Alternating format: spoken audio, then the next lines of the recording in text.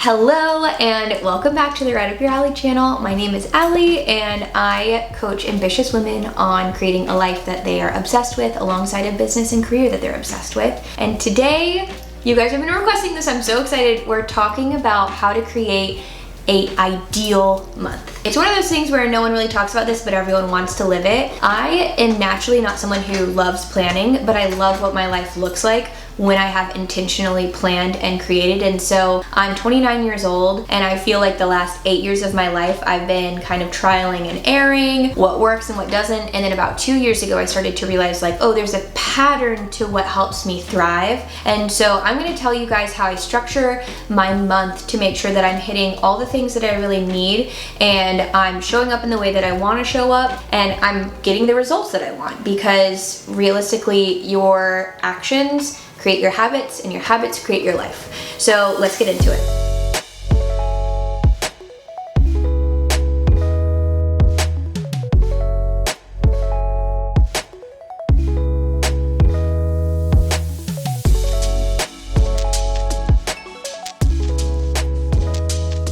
The way that I schedule my months, it naturally comes down to 4 weeks. If your month has 5 weeks, then just go back to the format of what your week one would look like. It always evens out correctly. We're gonna have beginning of month and mid-month paydays usually. If you're an entrepreneur, maybe it looks like that, maybe it doesn't, but it kind of creates like a market buzz that I like to pay attention to, because I feel like people are more active beginning of the month and middle of the month when they have a little bit more to spend. So usually those are actually busier weeks for me and my business, which is kind of funny, but I literally have profit and loss statements that prove that. So sales look a little bit different those weeks, whereas people usually leading up to the 15th and leading up to the 30th or the 1st are maybe a little bit more introverted. So I really love being able to schedule time with my friends to like do things at the beginning of the month, week one, and then usually something in the middle of the month around the 15th to the 18th. If that's like getting a pedicure or going for a coffee date or dinner, that always works really well. So I know that's a weird way to start off and look about it or think about it and look at it, but that actually has like really helped me, because I feel like during the busy weeks of business, I usually like to be able to have intentional rest, but also be able to get out and see friends and have some fun, because you want to fill your cup up, right? Week one is foundational. So I am checking my routines, checking my rhythms, really making sure that I'm like taking care of myself. If I haven't been on track with working out, moving my body, eating right, I feel like week one is usually when I'm able to come in, do a little bit of a reset and get back to a place where I'm feeling great about my routine and my rhythms. So I always kind of think of week one as a really like holy time, and I really treat it such as. When I go into week two, I feel like week two is when fun hits. So I always like to create space to do something that's special for me. I rest pretty big on week two, because I feel like week one is when you're like getting into your rhythms, resetting. People are kind of waking up and like wanting to do new things for the month, because each month brings a new buzz. Week two, I always like to schedule something in that is going to let me like have some introvert time, relax. Week three is again kind of like the next big buzz. And I feel like people are a little bit more active on week three. So like I said, I always schedule like a dinner date or a time to see a friend, coffee dates, like kind of get 1 or 2 of those on the calendar. And then I really like movement this week. What I see is kind of like week three is the Wednesday of the month. People are kind of like in it, they're a little bit tired. We're like, you know, in the middle of it. The month has gone fast, the month has gone slow, like everyone has an opinion on it. This is a week where I really like to reinvigorate my routines, make sure that I'm like actually holding myself accountable to movement, eating, you know, working on schedule, checking in, you know, doing the things that really give me life, because most of the time people fall off during this week. So again, it's kind of like that reinforcing week, and I need a little bit extra discipline and motivation. And so this is a great one to really be able to like buckle into and make sure you do it well. When you do week three well, everything else works really well together, because the last week of the month is when everyone turns on again.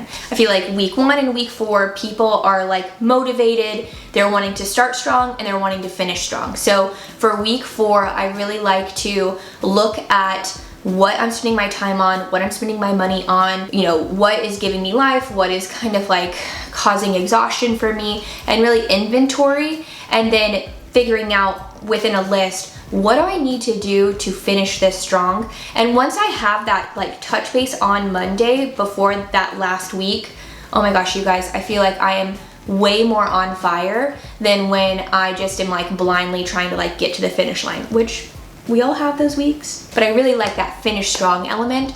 And so when it comes to scheduling specifically, I want to actually walk you through the mainstay things that I'm looking at that I want to see in every single week.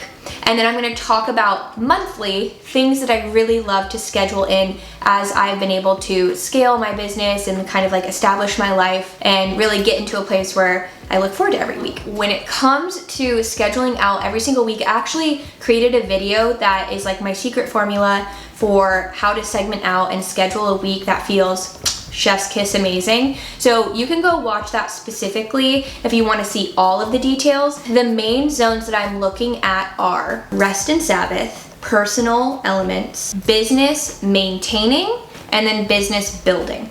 So between all four of those, as long as I have things on the calendar that are specifically doing those, I feel like I do have balance, and you know, my psyche is like satisfied. I don't feel like I'm behind. I don't feel like I'm scrambled. I don't feel like I've gone so hard in the paint that I'm gonna pass out, right? So that's a really great formula that helps me. And I really look through every single day and every single week and make sure that my calendar has something that's representing every single one of those. Personal is a little bit more nuanced, right? There are like a lot of things that you can do in a lot of zones when it comes to taking care of yourself personally. And I talk about those in that video I was talking about. So if you want to learn more about that, go watch it. Your business maintaining, building, and personal specific actions are going to be different for everyone, but allow yourself to really identify and feel clear on them, because there's actually a big difference between like maintaining a business and building it, between like taking care of yourself and like nurturing yourself. The more clarity you can dive into and how you're scheduling out your week,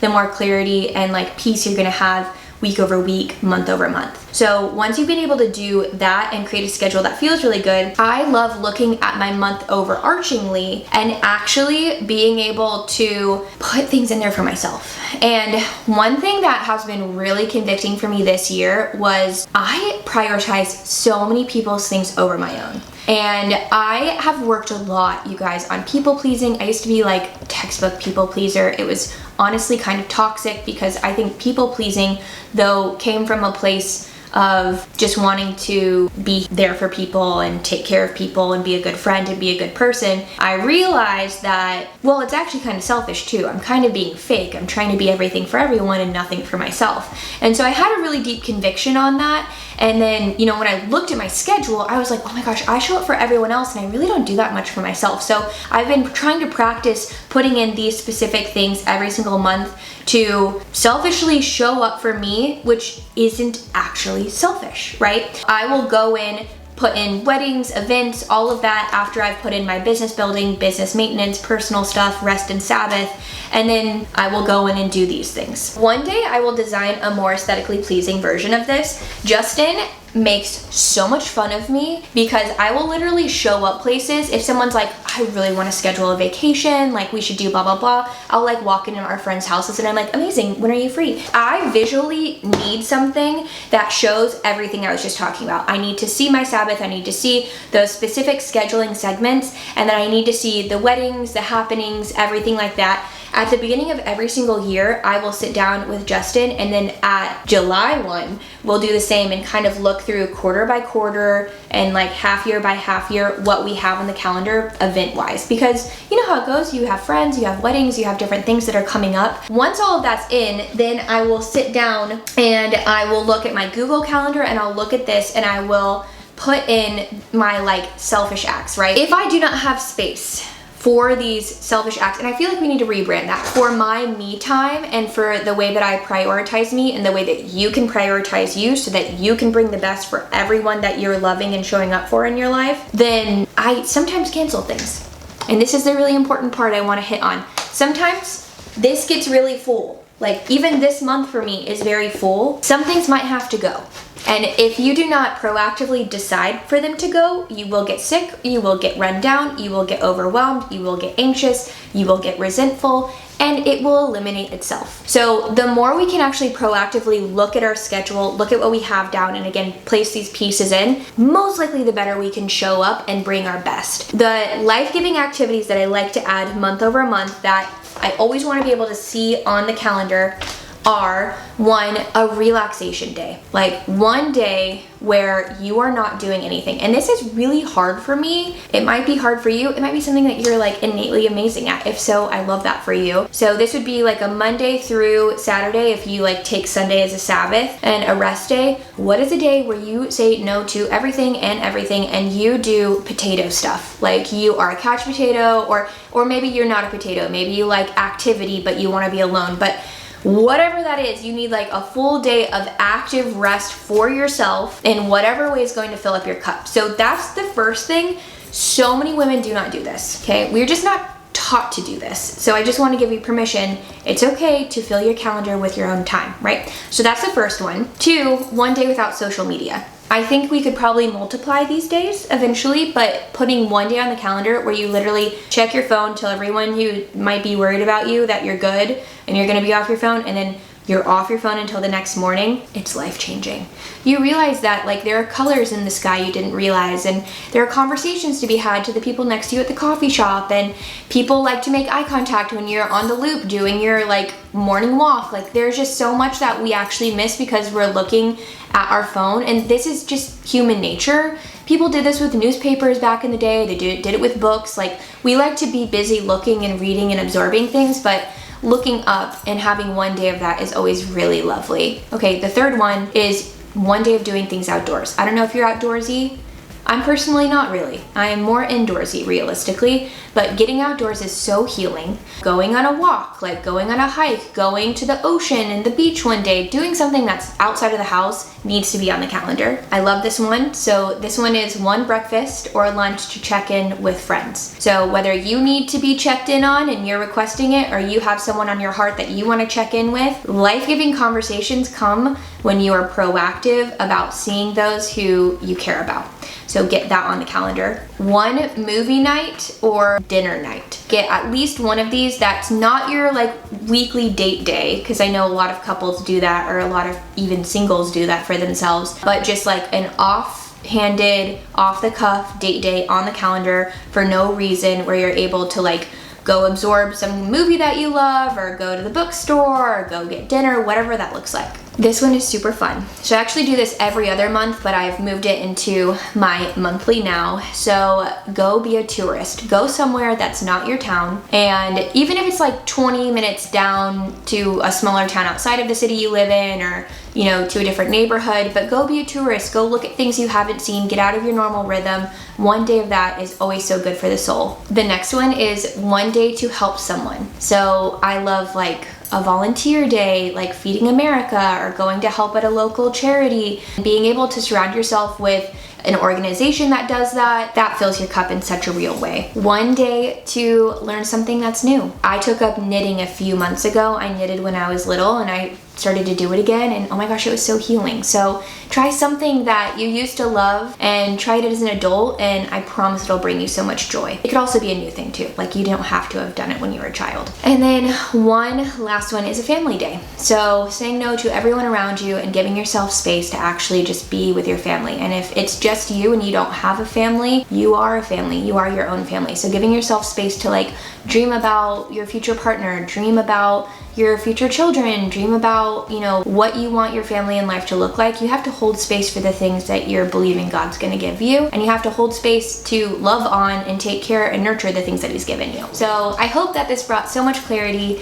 Your months hold so much power. We only have 12 every single year, and we only have so many years on this earth. So bring intention to it, and I hope that this allows you to feel reinvigorated in a new way for next month. Let me know if you have any questions. Drop any comments, requests, anything you want to see me make below, and make sure you subscribe before hitting the next video. Thank you guys so much. Have an amazing day.